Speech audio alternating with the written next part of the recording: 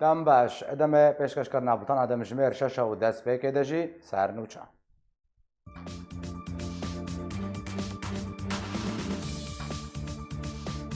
بێک و سەردانە بەغدا بکەیت جێگرێ سەرۆکی ئەمریکا سەردانە هەولێرێ کرد و لەگەڵ سەرۆکی هەرێما کوردستانی جڤە. دەستەیە سەرۆکاتیە ئەنجومەنە نیشتیمانیە کورد لە سووریە جبینن خوا لە هەولێرێ بداوی ئەنین و چەندین ئەمژار گوت و پێشکردن.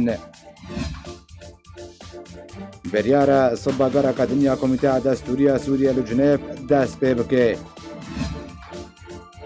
چۆن وهاتن لەسەر ڕێیا ناودەوڵەتیە بە ئێمپۆرت تێناسکردن هاتیە ڕاوەستاندن.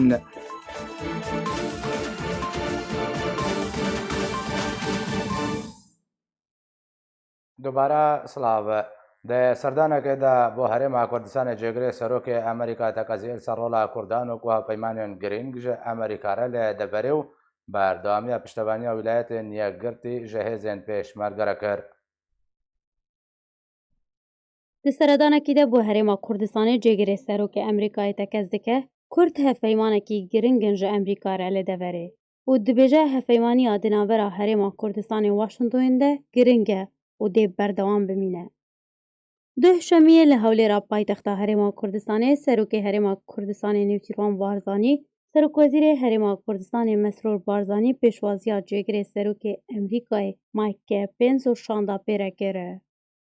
Li gorî daxuyaniyekî hikûmeta Herêma Kurdistanê di wê hevdîtinê de ku quba Talebanî cêgirê serokê hikûmeta Herêma Kurdistanê hejmareke pile bilind jê berpirsên Herêma Kurdistanê bejdar bûn, her du aliyan dawîn pêşhateyên Iraqê û deverê gotûbêj kirin. Her wiha çawaniya bihêzkirina peywendiyên Herêma Kurdistanê û Amerîka di warê belavkirina ewlehiyê û aramiyê, encamdana berjewendiyên giştî yên Iraqê û deverê bi giştî de hatin gengeşekirin. Cêgirê serokê Amerîkayê Mike Pence di wê hevdîtinê de amaje bi giringiya hevpeymaniyê di navbera Herêma Kurdistanê Washington de kire û got bi navê xwe bi navê Serok Trump em tekeziyê li ser rola Kurdan wekû hevpeymanên giring ji Amerîka re li deverê dikin. Her wiha tekezî li ser berdewamiya piştevaniya wîlayetên yekgirtî ji hêzên pêşmerge re di çarçoveya şerê terorê de rêxistina Daişa terorîst dikin. Kotaniha ew rêxistin gefeka cidî ye. Di seredaneka neragihandî de cêgirê serokê Amerîkayê Mike Pence gehişt bû Iraqê û seredana bingeha serbaziya welatê xwe lê Eynil Esed li parêzgeha Enbara Iraqê kiribû û lêgel serbazên Amerîkayê civiyabû lê bi tu berpirsên Iraqê re neciviya. Bi tenê peywendiya telîfonî lêgel Serokwezîrê Iraqê Adil Abdilmehdî encam dabû. دەستەیە سەرۆکاتیە ئەنجومەنە نیشتیمانیە کورد لە سووریە لە بەشاری هەولێرە دێجبینە خۆیان بارفەڕەهدا ڕۆژە سێەمدا بریار دەربارەی چەند مژارێن گرنگدان ژێدەرەکە تایبەت جارکێرە گوت و دۆه دەرەنگێ شەوێ ئەنجومەنە نیشتیمانیە کوردی لە سووریێ جبینن خوا بداوی ئاینولێ بە گەرەکژە سیاست و هەڵوێستێن خوارەکر و بە تایبەتی پەیوەندیە هەنێکەسێت گەل ئەتیلەفێ و پێشاتەین کۆمیتە دەستوریە سووریێ ڕەوشە سیاسی و لەشکری لە سەرانسەری سووریە و کوردستانە سووریە گوتو بێشکردن.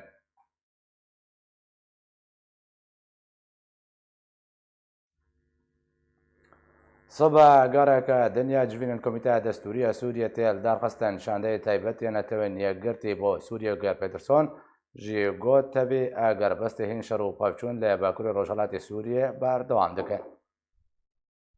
Şandeyê taybet yê neteweyên yekgirtî Gêrbîtirson dema li darxistina gerabeya civînên Komîteya Destûrî ya Sûriyê eşkere kir û got jî gotevî agirvestê hîn şer û pevçûn li bakurê Rojhilatê Sûriyê berdewam dikin. Roja înaborî li pêşcivîna Encumena Ewlekariya Navdewletî Bêtirson got ku roja 25 vê mehê an ku sivagereke dinya civînên Komîteya Destûrî ya Sûriyê dê were li darxistin. Roja heştê vê mehê Komîteya Destûrî gereke xwe ya civînan li Cinêfê biradestkirina hin mijaran kotêberiya li darxistina gerabê werin gengeşekirin bi dawî hat. Di civîna Ewlekariya Navdewletî de Bêtirson got ku hîn raport derbarê topbarankirin û şerûpevçûnan tevî lihevkirin û lihavhatin li bakurê Rojhilatê Sûriyê hene. Ku di encam de bêhterî nod sivîlî şehîd bûne û bêhterî 75,000 kesî derbider bûne. Komîteya Destûrî weka yekem car dê Kongrê Danûstandinê yê Sûriyê li Sûçî bi serpiriştiya Rûsya di mijdara sala borî de hat ragihandin ku ji 105 endaman di navbera rejîm, opozîsyon û civaka sivîl de pêk tê. انجمنا نیشتیمانیە کوردی li Sûriyê jî bi du endaman di komîteya berfireh de û bi endamekî di komîteya piçûk de beşdar e. دکتۆر عەبدولحەکیم بەشار جێگرێ سەرۆکە کۆالیسیۆنە نیشتیمانیە ئۆپۆزیسیۆنە سووریە داخواز ئۆپۆزیسیۆنە سووریە دەکەیت و دیتنا خۆ دەربارەی شۆڕەشە سووریە شڕۆڤە بکێ بەشار دێ پۆستەکە دەر سەر ڕووپەلا خۆیان فێسبووکێ بانگ لە هێزن شۆڕەش و ئۆپۆزیسیۆنە سووریە بە هەموو پێکاتێن خۆدیکەی و دیتنا خۆ دەربارەی ئارمانجان شۆڕەشە سووریە و بە تایبەتی دەربارەی سلۆگانە سەرەکە شۆڕەشێک و پێ دەهاتە ناسکردن ئەنگۆ شۆڕەشە ئازادی و ڕوومەتێ شڕۆڤە بکێ بەشار بە ڕێیا هەند پرسیاران ئەو بابەت ئاراستەی ئۆپۆزیسیۆنێ کرد و گوت واتەیە ئازادیە لە جەم هێزن شۆڕەشێ چییە واتەیە ڕوومەتێ چییە ئایا دەبێت و دنابڕێزێن خۆدا گروپنان بە حاوینێ خوا وەکە دەژبەرێن ڕژێمێ دنە دیارکردن دێ ئەو بەخوا ئازادی و ڕوومەتە سووریان بن پێدەکەن ئەنگۆ پابەندیە بە سلۆگانە نابەندی یا شۆڕەشێ ناکەن.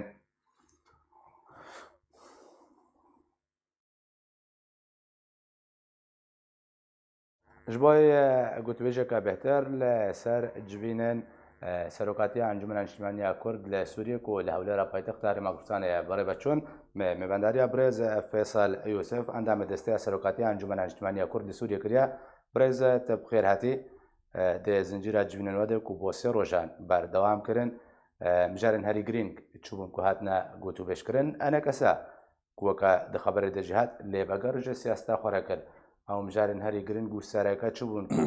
دەستە سەرۆکاتی لێبەگەر توان دەگەر یەک جی مەسەلا کۆمیتا دەستوری یا گۆ ئیرۆ کار لەسەر بکێ گۆ نویساندنا دەستورێکی سو نو ji سووریارە یا پاشەرۆژ دەینی ئەم سەر وێ سەکنین چاوە کاربن پشتگرتنا ئەندامن خوات کۆمیتا دەستوری دەیا فەڕە و کۆمیتا یا بچووک گۆ مافێ ملەتی مال گۆرنەرینا کوردی تەواایی یا گۆ ئەنجومەنا نیشتیمانی کوردی خودی ژێرە یا گۆ گۆتنە ئەنجومەنا نیشتیمانی کوردی لەبەر 150 کەسی ئەندامێ کۆمیتا دەستوری و کەسێ نابدەولەتی حاضر بوو داخستن ئەم سەر وێ سەکنین حتا نها ینی جواتە ئەول حتا نها چ تشتێ گۆ تێ گۆتن و بنسبەت ماوە قەضیا کوردی چل سەر تێ گۆتن هەنێک تشتێ پۆزیتیڤ هەنا تشتنجی هەنا نەبرازی بوونامەنە لێ هێ کار نەهاتنە ئەم سەر سەکنین چاوە ئەم کاربن تێکلیە کەسێ نابدەولەتیرە بکەن ئەم پێرە سەکنین ئەم چاوە ئەم کاربن دناب ئۆپۆزیسیۆنێدا دۆستێمە ئەم واه بەندێ هەب چاوە کاربن پشتگرتنا قەضیامە بکەن چاوە کەسن قانونی ئەم بهتر کاربن بدنە پەیدەکردن پشتگرتنێ بکێ هەروەهاژی سیاسی بریارن باش دوی ناوێرە هاتن ئەنۆ کەسێ پۆسفۆر سیاسی کەسێ ینی حاضر بن لە جنێڤ کۆمیتەک پشتگرتنی هەبێ بقاسی وێژی کارێک ببێ ناڤا کەسێ معارەضادا کۆمیتا دەستوریدا کەسێ نابدەولەتی ئەوژی دەمەک نێزی کوێ سەروێ مەسەلەی خورد سەر شغڵاندن ئەفیا گرنگیە هەری ئاساسی یاگۆ ئەوا گۆ مستقبلێ ما وەک کورد سووریادا بۆی بەگرێدایە گۆبێن ویساندن چاوال سەرعیش پێ ئەڤیا یەکەمین بوو یاگۆ ئەم سەرسەکنین یا سەرەکی هەری سەرەکی یادی ترێژی بنسبەت ما و تیلافی ئۆپۆزیسیۆن نسبەت ماوە تیلافی ئونزانن ینی پشتی دەرباسبوونا جێشێ ترکیب و ئەو مێلیشیاتن بدەڤە گۆ ناو بێ ئارتێشا نەتەوی گروپی ئارتێشا نیشتیمانیە بەێ بەێ یا نیشتیمانی ئەوەی گۆ براستی تەجریبە خراپ ینی سەرێ ملەتی عفرینی هەیە ینی سەر دەستێوانە و ئیرۆژی لە گرێ سپی و سەرێکانی و دەر و دۆرێوانە تشتێک گوتکن ینی دەرخستنا خەلکێژ مالێەوە وێرانکردناوی دزیاوە تمام پشتگرتنا تیلافی ژوارە وەک لاشێک سیاسی مەدی ئەم وەک بەشێکی دەهێندرویە تیلافێدا نەئەڤە ینی ڕێکەفتنامە بوارە ڕێکەفتنامە بوارە پشتگرت سەر مەسەلا کوردی و مەسەلا سووری پێ بکارانینا دیموکراتیەتی دەهێندروی سووریادا و ئاواکردنا سووریا گەلک نەتەو ئاواکردنا سووریا گۆ برا دیموکراتیەت تێدە بجێ ببێ سووریەک گۆ ئەمکار بن نەمەرکەزی چێ ببێ و پێرژی مافی ملەتی کورد ئەوەرێ کەفتنیا گو ئەم هەفتوورە وەک دو طرفا سەروێ نامەرێ کەفتن کەفتن بن پێکردەوە مستەفی سەڵ نها ئێمە ئەم دەبێژن ئەوڕێ کەفتن هەگەر بن پێ ببێ ئەم نای خۆدیێوێنە ینی ئەم دبێنن خۆدیە نەرینێ خوا بەرەوانیت بەر قەدیا خوای کوردی و بەرەوانیت بەر قەدیا دیموکراتی هەندروی سووریادا بن پێ بکێ ئەو حرن تێدا بەس ئەمژی حرن گو ئەم بەردەوام بن بەرەوانیت بەر قەدیا خۆدەت بەر مەسەلا دیموکراتیەتی عام هەندروی سووریادا ناکوکیە گو ئیرۆ نامەدە چێبوون سەروی ئەساسی بوون و جواتێمە جواتی ائتلافی مگو نونری انجمنی نمالی حاضر بن ام سرویجی سکنین هر وقتی ام بین اوری کفتن بنگه که یاگو دانوستان سرد به هر وقتی ام شرمزارد کن او کاری گو دبیب حقی ملت کرد و دنافرج حقی ملت سوری نتنی کرد عرب سریان ایگو اف ملیشیاتی گو درباس بونا تشتی خراب کن ام خودی وین جی جاره کدی تریب چه تشتی گو آیکاریش قضیه مملتی مرب که دیاروکی ام مستعدن چاره سر بکن به هفدوره سر اساسه کی اوری کفتنا گو هید نام مواد بکاروری غیری وینا جم ائتلاف نامه یک جانه کسر شان بود دخواست کرد بو وره بگره جوینه خواب که و دخواست جانه کسی کرد بو دخواست لیبورینه که برسوا انا کسی جوره چه إما مسألة ليبورين يعني هجر ليبورين بإيجو تعدلي هاتي يعني أم دبيشن مشوار دبيشن أو ليبورين أو إيجو مالي واتشيا موداني واتشيا عرضي واتشيا إيجو مالي وهاتية زين إيجو هاتية ويران كرن دبي ليبورين جوابي خستن هجر نعم انجمنان اجتماعي كردي أم دبينن أم خدي ويري كفتنين حتى إيرو أم سر عرضي خبر أفانية بر قضية ديمقراطية كند هندروي سوريا بر قضية كردية جو بشكش قضايا سوريا نتوي اجتماعي تمامي سروي أساسي أم ليبوريني إيش كسكي ناكن إيجو ليبوريني يمكن أو مجموعاتي خرابي بيسي إيجو حقيم لتيمة تشتهري خراب كري أمي تشوا ليبوريني يمكن أبناوي أفدن بقيوا لبيرجي بوارو بغيري وارجي مالو وقتيجو أم تشن بريجي ما كيردرونن الجنيف بوش على سركرنا كيش أوضاعي سوريا تمام يرز أوايك أشتيانا دنافرجي مسألة كردي بأوبسيوني بإيدي رجي أم ديالو كي تجاري ناكرن ياكو خصمتا قضية مملتيمة تيدا باشە ئەگەر ناکۆکینە بەرە ئەتیلافێ و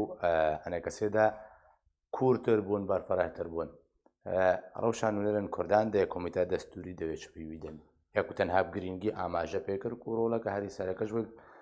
چەسپاندە مافی کوردانە ئەم مەسەلا ناکۆکیە عالیمەدا ئەم تەناکۆکیە کەس کێر ناکەن ئێمە ئەم خودینە جارێک دی دووبارەت کەم سووریەک دیموکراتی ئەلمانی هەر پێک هات تێدا مافیخوا شاب بێ لێ هەگەر ئێگۆ خوازن ناکۆکیە بکەن و حجەتا بگەرن بێ قەنەعات بێ باوەری ئێمامی بەردەوام بن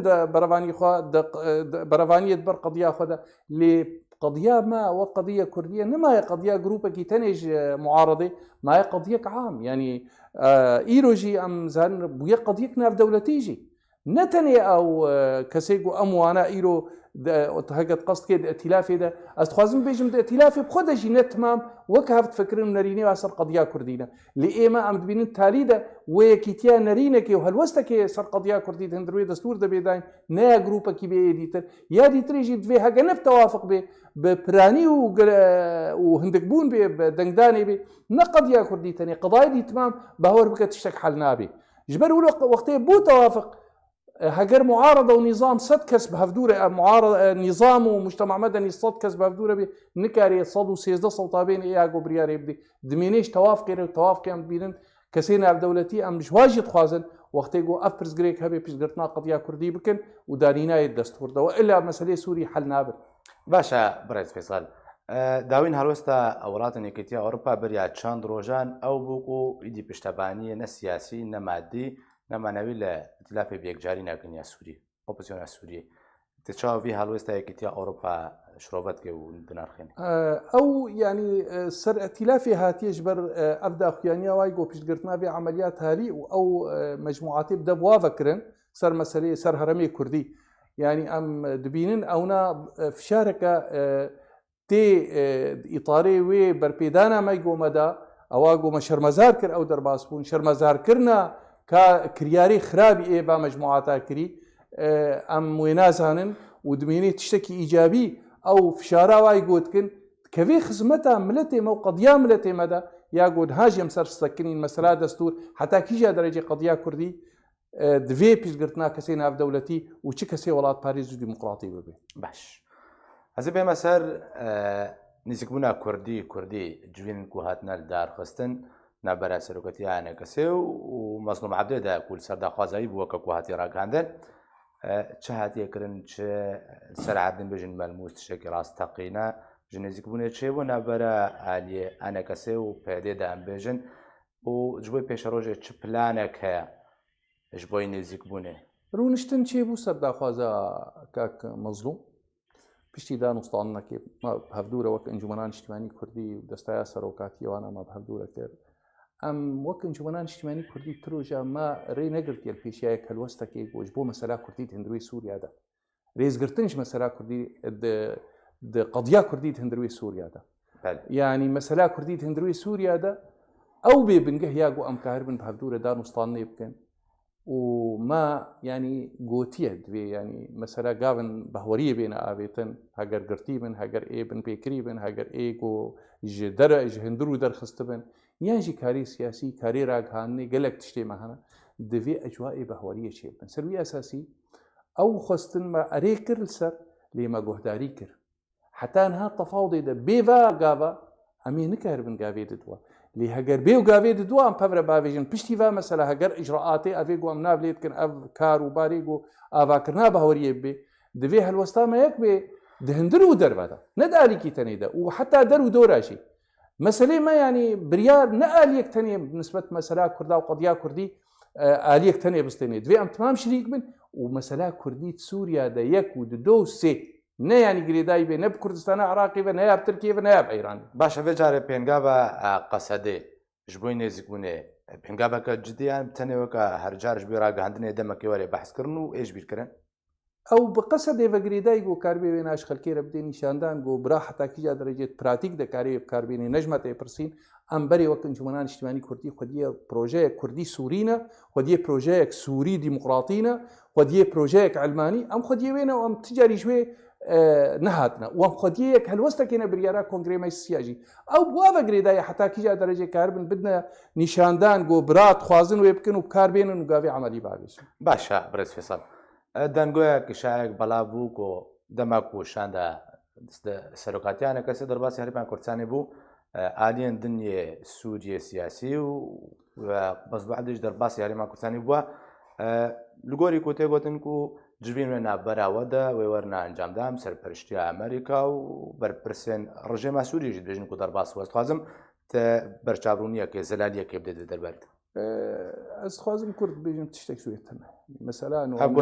کوردستانە عراقی ئەم هاتبوون کارێکمەی تایبەتمەندی وەک دەستایە سەرۆکاتیە ئەم و ئێ ئەندامێ کۆمیتا دەستوری و ئێ دەستایە تەفاوضێ و ئێ جگەرەی سەرۆکی ئەتیلافێ ینی ئەوێ هەرسێت مجارەی سەرەکەی گونها تەبەحثکردن ئەم سەر وێ سەکنینە ئەمە تە علاقاتی وێ ئەم هاتنە گو ئەم کەسکی ڕوون یابچ عەبدێری هەگەر بێ بڕێ پرۆژەیەک فرانسی هەیە دەست بەشخەریەک فرانسی هەبوو یعنی حالیەنجی سەکنیە ئەو ڕوونشتناگۆ چێبووی بە کاک مەزلومرە ینی لە سووری چێبوو نەلڤێدرێ چێبوو ئەم نەرینێمە باوەریێمە لە ڤرژی لور ئەم هەفتوورەکە ینی ما دیارکردن چنە و چاوانە لەوێدرێ کارێکمە ئێ دەستایە سەرۆکاتیە بکەن دووبارە نەڕوونشتن کەسەکیرە کردیە و نەش بۆیشی ئەم هاتن باشە برێز فێسەڵ پێشوەچوونن سەر عەردێن نەهای ڕۆژهەڵاتێ جەمێ فەراتێ و باژارێک گرێسپی و سەرێکانیێ کەتیە بندەستێ تورکیا و گروپێن بێ سەر بە شەر لە نزیکی تلتەمرێ بەردەوامە لە عینەئیسا و وەکە قوتێ گوتن و کوبانێژی کەتیە مەتەرسیەدا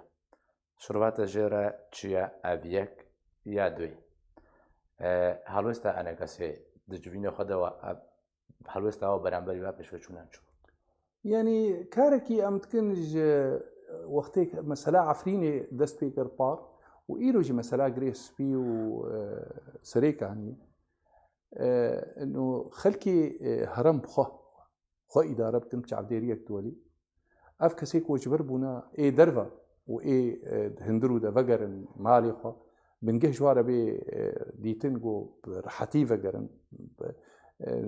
مەترسینێ وا بێنەهلانین ئەم تێکلیاتکن بەلکی تشتێکی نەلبەرچاوا نەمتەوەقع بە ئۆروپیارە بە ئەمریکانارە بە ڕووسارە ئەم سەردی ئەساسیت خەبتن حتا نەڕازیبوونا خوا و بەهۆریە خوا دەولەتا گۆ دەرباسوی هەگەت عەفرینێدا یا جهێدی تری ئەم دەنگێ خۆ دگەینەوە ئەس قەستکم ترکی و ئەم کارێکی نەهندێکی سەروێت شغڵن بەڤا دەولەتێ ئەوێ گۆ معنی بمەلەفێ سووریرە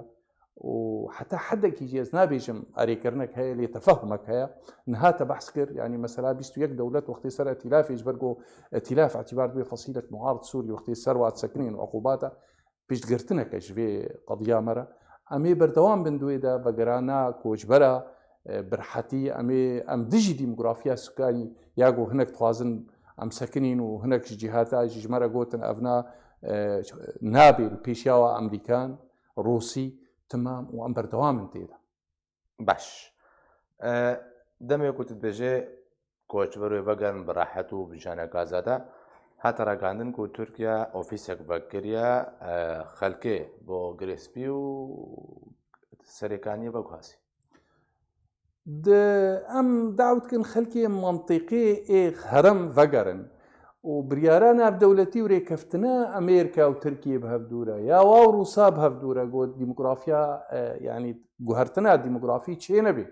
و خەلکێ هەرم بخەبن ئەف تمام یعنی هەگەر ئیرۆ تشتێک شوێ بوویە ئەز یعنی ئیرۆ تشتێکی ولۆ تەکەس بکێ جەممە گۆ هەنێک نەخەلکێ گرێسپی ئانینە یان غەیری وێ یان ئەونا نەبوویە لێیا ڕاست جەممە خەلکێ کوردی گۆ دوی هەرمێ ئەوێ گۆ ئێریشا جێشێ ترکی و ئێب دەبوا بە دەرباس بوونە کەسێکی کورد نەمایە تێدا ئەو کەسێ کوردی ئێ خەلکێجە و عەرەبێوێ و هەگە سریانێ ئەم داوتکن دوێ بەگەرنە جهێخوا الگۆ ڕێکەفتنێ ناودەولەتی الگۆ ڕێکەفتنێ گۆ ترک و ڕووسا بەهەڤدوورە کردی واو ئەمریکانە و حتا گۆ تەرێس ڕەژی ئەم مەسەلە ئەم خودینە ژێرە و ئەم متابعەتکن چاودێریەتکن گۆ دوێ بکارۆی باشە برێز فێساڵ ئەزێ بچمە سەر مژارەکەدن ڕێکەفتنە ئەمریکی تورکی ڕۆسی تورکی بریارە بەکشانە هێزن ئەمریکی و بێکجاریش ڕۆژاوا بەکشێ جارێکەدن بریار هاتەدان گۆری داوین ئامار 500 سەربازی ئەمریکی وێ لە ڕۆژهڵاتی جمهورەتی بینەدا و بیرن پەترۆلێ بپارێزێ ئەم هەموو تەبلی هەڤیاک و چێ بووی ڕۆژهڵاتی جمهورەتیدا ژبەر چێ بوو ژبەر لە تەبایە ناوچێندنیە سووریێ ئەف تەبلی هەڤیاک و ڕۆژهڵاتی جمهورەتی چی بوو لواندرا چێ نەبووە ژبەر چێ هەفکێشە سیاسیین بێژنە ڕۆژهڵاتی جمهورەتی ڤیرەنگیها ئالۆزە یعنی ji bo ku em zelal bikin rojhilatî Ferat di herêmê Kurdî de li dêra zorê te pirsgirêkinîne li Reqa te pirsgirêkinîne yani bêhtir mesela Kurdî û bêhtir mesela Tirkiye û mêleşiyatê bide bava ava got bi zerîa got dibêjin em ê dijîtiya em ê pekekê ji wir derxin lê di kar de Kurd derketin yani li Efrînê Kurdin li Girêspî û serêka hinî Kurdin جبر ولو يعني أواجو نهاجي تجو أف دولتي جوتن ركفتنا أضنا جارك ديب كارهات يعني أواجو بيجي 5 كيلومتر خصنا 10 كيلومتر روسيا إيرو دولتك يعني أزناب لي بكم انتدابي لسر سوريا بداخوازك نظام أسد إيرو أو ونظام أسد وعسكري وأنا بقرانا سينور تمام يا أضنا أجبو كردابو وإيرو جي أف مسألة دورياتي أمريكي يانجي إير روسي تمام مسألة كردية لدنافرج أو مسألة كردي أو جارك جيش أمريكي وجرها د كونغرس دا قوتن أم دوي كردانه الناف دستي ريجيم وتركيا ودول كسيدي تريدا هروها روسي دويجنا ما في كردارنا أبقى مسألة قوت بيروجلاتي فرات تمام تكاري بيجي ده هرمي كردي ده أرينا بيخصنا شرق الفرات روجلاتي فرات لمسألة كردية لدنافرا زرارك نهندك بويا حتى أنها الهرمي كردي الروجهلاتي فرات وبريويجي العفريني ام كاربن ايرو او وقراجي شيء امريكي قد بيه كرد نمين ناف دستي خلكي قد خوازنوا ويران كن او مثلا عفريني قو قهرتنا ديموغرافي تي دا قو ايرو كسي ناف دولتي بيجن اف قهرتنا ديموغرافي چه نابي ببي او كسي اوي تيروليستي قو ايرو هناك منظماتي قو درباسي اوي غريس بي وعفريني وابونا ايرو تي خبات كرن سرقو بينا ناف نشان كرن وقت تيروليست بك في خزمتها قضية كردية قضية كردية هذه ديجي إطاري خوي طنق دركت إطاري سوري بو إطارك ناف دولتي حتى دو بينس قيدي الفيدي دبيجي أم بيش قتنام لتي كرد العراقي وسوريا أفكر قالك سپاس جوای برز فیصل یوسف اندام دست سروکاتی انجمن نشمانی کرد و سوریه کد گلم بی قالك سپاس تقینك بهز لبشار گریسپی رو داود انجام ده هجمار کسنا برا کشتی و بریندار ده بونا قربانی تقينك بهز لبعجار غريسبي رودا ودا انجام ده هجمارك كس ناف برا كشتي وبريندار ده بونا قرباني روپلا انجمن خواجهی گریسپی بلاف کریه تقینک بریا تنبیلک ماینکری رودا و ده انجام ده 3 کس هاتن کشتن و در دورا 20 کسندن بریندار بون. روژه 17 وی مهیجی تقین لنزیکی دبستان العالی باجلیه یا گوندوار باشور گریسپی هات انجام دان و ده انجام ده هجمار کس بریندار بون سرباری زیانن مادی جی. ده هیاما چند روژن بوری ده هجمارک تقینندن جی رودا بون. یک لناوا گریسپی و یک جی لناوا باجار بابه گوندوار حلبه. و تقینک لباجاروک سلوک یه گوندواری گریسپی جی. روژا دهوی مهیجی لباجاروک سلوک یه باکور گوندواری رقاید تقینکی دریا اتومبیلکی بمرشکری لپیش نانخانه الجبری هات انجام دان و نیزی 10 کسان هات نکشتن و بریندار بونه. روژا دوی مهیجی تقینک تند باجار گریسپی هجاند. ده انجام ده 13 کس جه سویل و چکدارن هاتن کشتن و در دورا 3 کسندن جی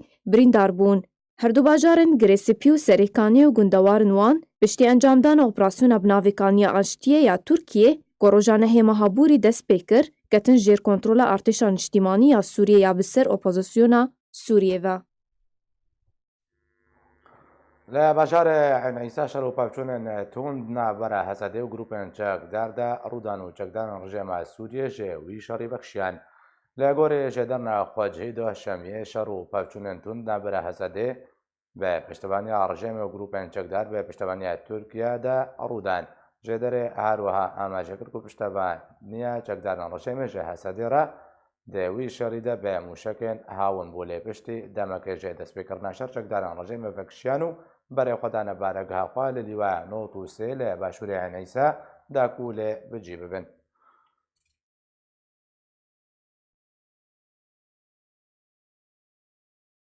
ابدام بردامی اشار و پاوچونان لهن نوچین رجابه کردستان دانستان دندنا برا روسیا و ترکیه ده در باره بکشان گروپ چکداری سر به ترکیه و جهنده بران له رجابه کردستان تین انجام دان. دانستاندن د نابرا روسیا و ترکیه دربارەی vekişana gropên çekdariyên bi ser Tirkiye ve ji hin deveran li Rojavayê Kurdistanê tên encam dan. Rewangeha Sûriya mafê mirovan eşkere kir, danûstandin di navbera Rûsyê û Tirkiyeyê derbarî vekişana gropên çekdariyên ser bi Tirkiye ve ji hin deverên roja şemiya borî kontrol kiribûn li Rojavayê Kurdistanê tên encam dan û biryare ta 2 kîlometr bakurê gundên Seyda, Meelek ku îro kontrol kirine vekişin. Li gorî rêkeftina hatî encamdan ku rewangehê di 16 mehê de li gorî jêdernê xwe belav kiribû, biryara gropên çekdar ji hin gundan vekişin. Ta bi sînorê dawiyê Serêkaniyê her wiha ji rêya Imfur ya navdewletî û çekdarên rejîma Sûriyê li cihê wan bicî dibin. Her wiha di vî derbarî de rewangeha Sûriyê belav kiribû ku îro şer û pevçûnên tund di navbera gropên çekdar û Hesedê de li aliyê nêzî bajarokê Eyn Îsayê li bakurê Reqayê rûdan. Ku ji sibeha şemiyê ve gropên çekdar bi piştevaniya êrîşeka asmaniya tund di rêya balafirên bê balafirvan û topbaraneka bejayî ve êrişê wê deverê dikin. Li gorî heman jêderê de encama wê êrişê de gropên çekdar karîn ta niha hejmarek gund lê nêzî Eyn Îsayê kontrol bikin. û pêşketinek bi destxistine û di nav wan cihê kontrolkirî de jî kampek e. Tenê bi sedan metir dorî bajarok e. Her wiha bi dehan qurbanî di navbera her du aliyan de ketine. شارو پاپچونن تند نابرا رژیما سوریه و چکدارن به سر ترکیه ولی باکور رقای بردوام اجانس سپوتنیک را گهند کو تنها شارو پاپچونن تند نابرا رژیما سوریه و قاصده ده جالیکی چکدارن به سر ترکیه و جالیکی دن ولی عینیسال باکور رقای بردوام لگوری اجانس نابوری ده زنین کو تبکره هاتوشونه اتومبیلان لسر ام فوریا نابدولتی جبر شارو پاپچونن تند ده نابرا هر دو آلیان ده هاتیا راوستاندن.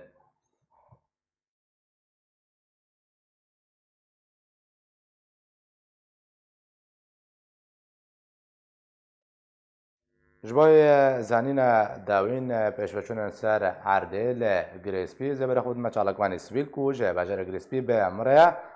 دنباش چه پیشوچون نول سر عرده هنه شروع پوچون لکودر بیجن بر دوامن پیشوچون و پاشوچون آلین شرکر چاوه دنباش و سلاف جواره و شتماشوانی وره گالکس پاس براستی برگی عمل سر روشا تقاندنی کد اندری گریسپی دا دبنه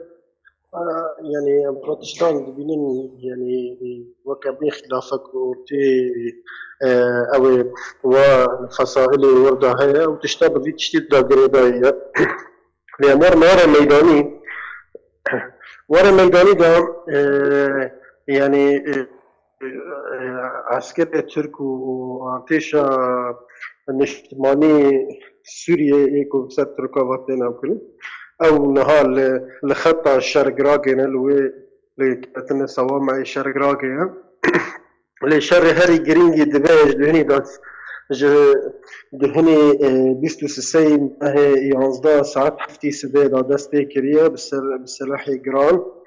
و يعني وبالفر مسير جد سر باجاري او عين عيسى داير او شر الورد بيه شر الهيلا باكوري غربي عين عيسى دبي المخيم عين عيسى دبي لجند خالديه لجند سيدة دبي لجند واسطة دبي او جندانا او مخيمات دوري يعني عيسى كيلومتر كي حياة دي كيلومتراير لا تشتكوا يعني او بويه تشتكوا بري بساعتك قرا هاندنا قوركو اغاين الجمن جند عم بي جند السيدة كتبوا دست جند السيدة وخالدية ومخيم او كتبوا دست ارتشا اجتماعية سورية وتركافا يرو بري ساعتك يعني داخيانيك قصد بلا كربوجي يعني من بخورخان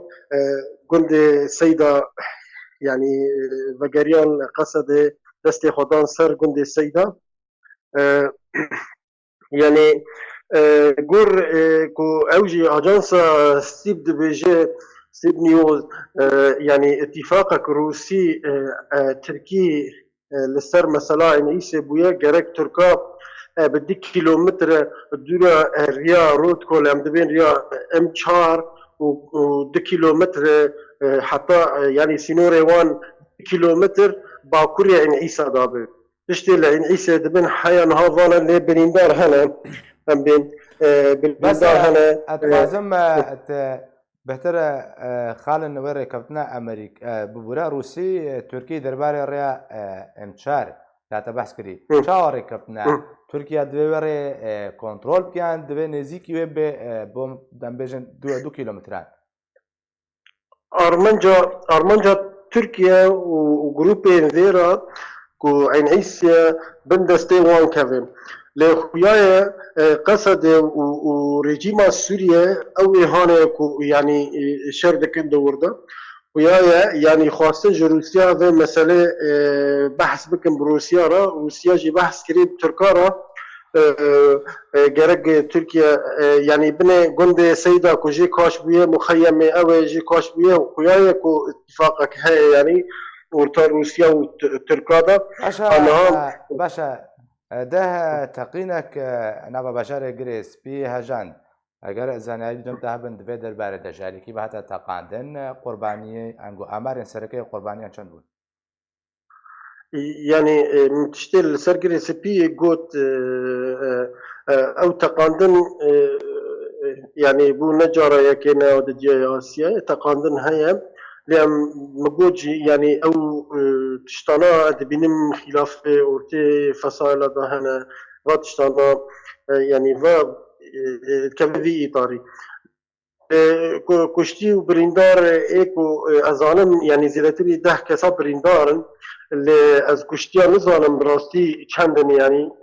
براستي أول من سرتنا تريكم من يعني يقول كور دراغ عندنا دهات وكرنج أجانس هذا اللي از يعني از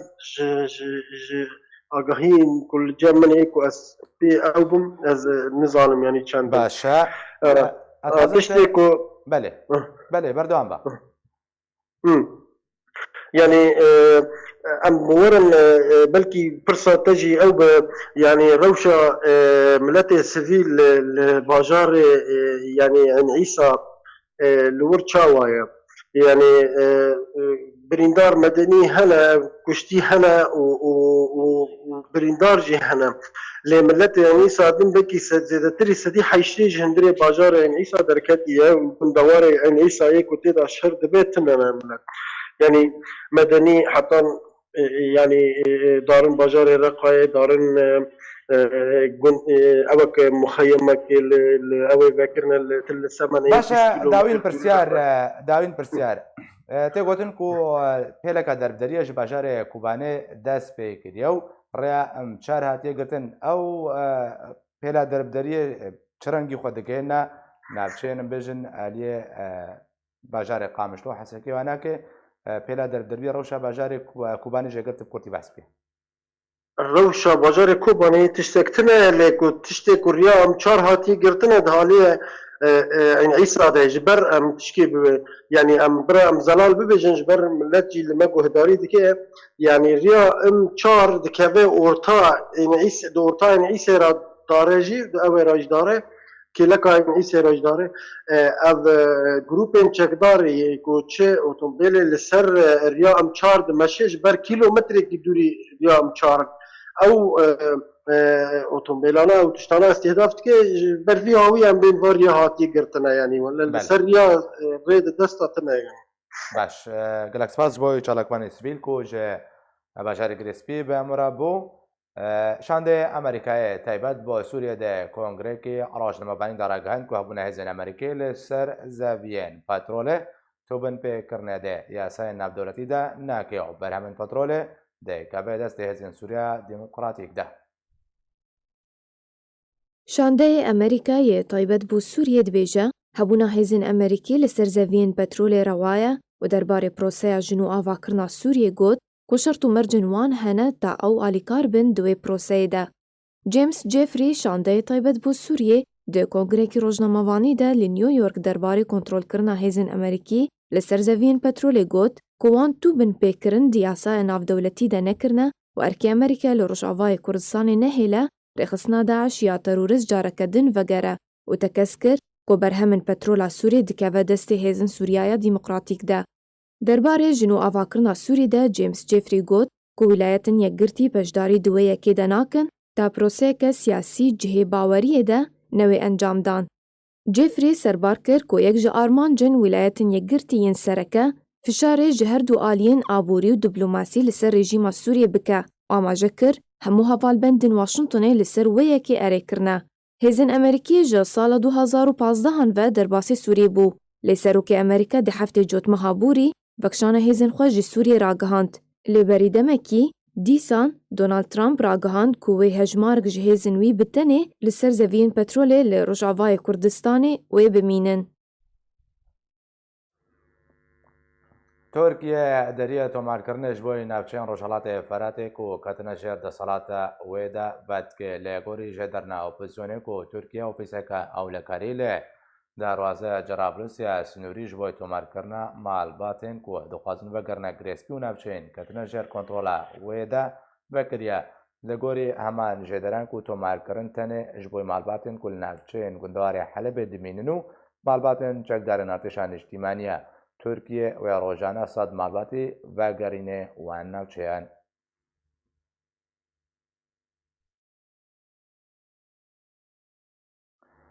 ji bo zayîna dawîn pêşveçûn û zaneriyan li bajarê Hesekê û derdora wê zebira xwe bidime nûçegihanê Arkê dera Ebdo bi miqdara Dembaş çi pêşveçûnên nû li ser erdê hene li navçeyê. Belê Dembaş zinar ji xwe destpêkê em bêjin li bajarê Tiltemirê û derdorî wê gundewarê wê ji xwe tişkî nûh tune yê her hêzek li cihê xwe yê tenê em dikarin bêjin wek îro dewriyeke Emerîkî derket bû ji qesrikê ji qaîda wanî a li qesrikê li wan gundê derdorî قصركي دقريا يعني ام بيجن الواد البيدر سريا قامشلو تلتمر الواندرا دقريا افتني هبو الباجاروكي ام بيجن نيزي تلتمر ودربيسيه اما وك عين عيسى ام دکارن بيجن حتى استك يعني الشر بلكي راوستياي تاني بفروكن بالافر ايج تركيا الدردوري عين عيسى دقارن وتشتانه وك او جروبين تشكدار ينسر تركيا و باش دفاجريان ريا دولي ريا فور ام اویا اوج خو قصدي دو گند جي بن كنترول وان درخستنه حتى استكي ام دكارن بيجن شر راوستياي بله باشا دارا گرک سپاس کو جدا دارا عبدوج باجار حسك مرابو لا باجار کوبانه روجاوا کردستان دو روزنامه بان جالی پیدا بهاتن گرتن لگوری جدرنا خواجهی کو روجا 21 بمه هر یک جه روزنامه بان على سعدون روزنامه بان هیثم مسلم جالی پیدا بهاتن گرتن لا روجاوا کردستان جدت بک هذا صلاه پیدا و تنها بدهان روزنامه بان جالی پیدا بهاتن گرتنو راباندنو سرگون کرنو اشکنجه کرنو ترور کرنجی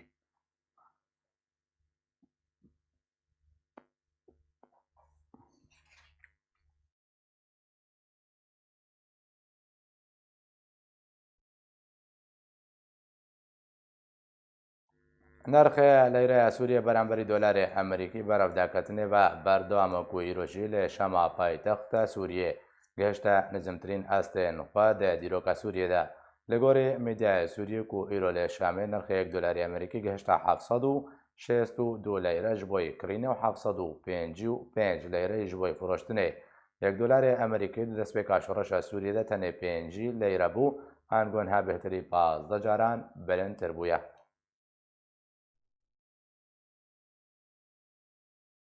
هاتنا پناهخوازن روجاوا کردستان با هریما کردستان بردام کو 2178 پناهخوازن سوریه در باسی هریما کردستان بونه لگور نونده هبش اکریزانی هریما کردستان کو دهیاما 24 دمجمرن بوریده 178 پناه برین روجاوا کردستان گشت هریما کردستان کو بویه که هجمار پناه برین روجاوا کردستان کو پشتی دست بکرنا اپراسیون ترکیه ده نه ماه بوریده تا وکده گشتیا 17046 پناه بری بنابر له هر دو کامپین باردارش و گویلانتین بجی کرن هر وحنتوین یگرتیجی مترسیا خواه نشان داده و بحثا اگر هاتنا در دورا 5000 بنابر سوری بو هرما کردستانت که اگر روش بوی هوایی باردوام بی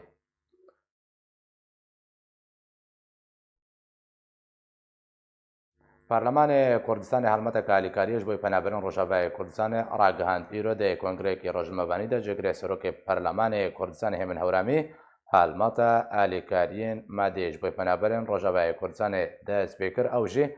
سر راسپارده پارلمان کردستان کوبریا نها بریار ده و درباره ده دابو دوی حالمات ده هورامی راگهاند کو اوان به تمامی دنگ پارلمانتاران اب حالمت دروجا 15 هیوا ده هنده پسند کربو ویروژی اب حالمتان اجتماعیش بوی پشتوانیا پنابرین نوین روجاوا کردستان کووی داویه دانجام شر ترکیه و پیده لروجاوا کردستان رودابو نهاجی لهرما کردستان پنابره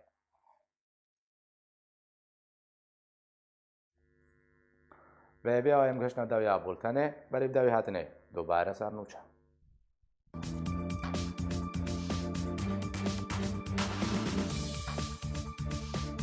بیکو سردانا بغداد که جگره سروک امریکا سردانا هولری کرو لگل سروک هرما کردستان جویا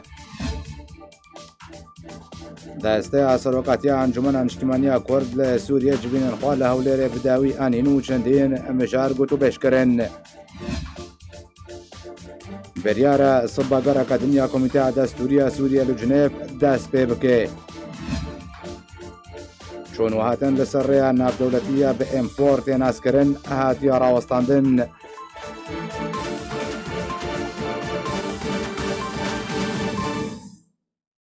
هر شاد بن